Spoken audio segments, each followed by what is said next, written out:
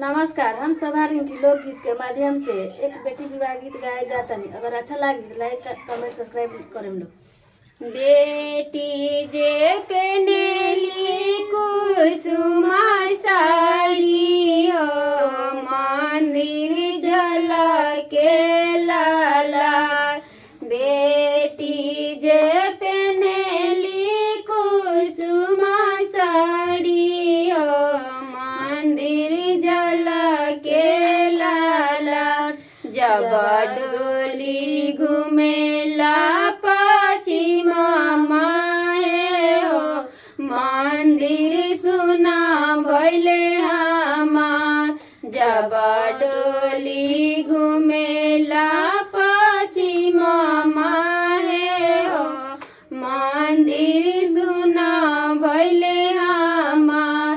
पापा जे रोइले जाबे जाबे हो, ए हसीनावा के बे।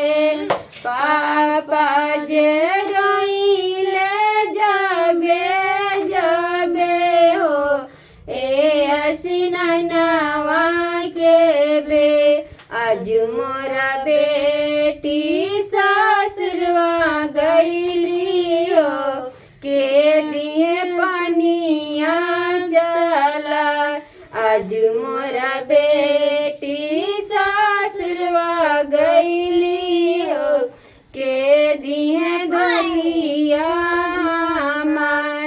आमा जे रहेली जाबे जाबे हो, ए बसियावे के बे।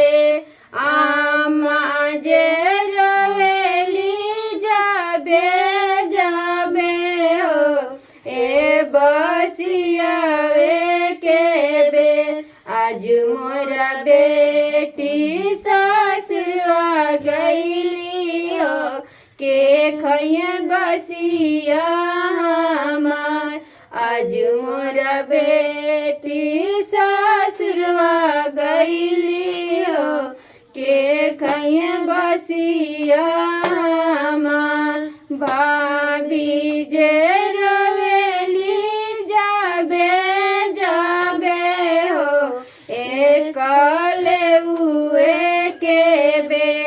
भाभी जे रहेली जाबे जाबे हो, ए कलेउए के बे।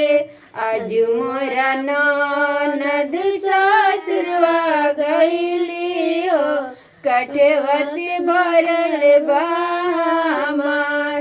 आज मोरा ननद ससुरवा गईली हो, कठवत भरल बा हमार।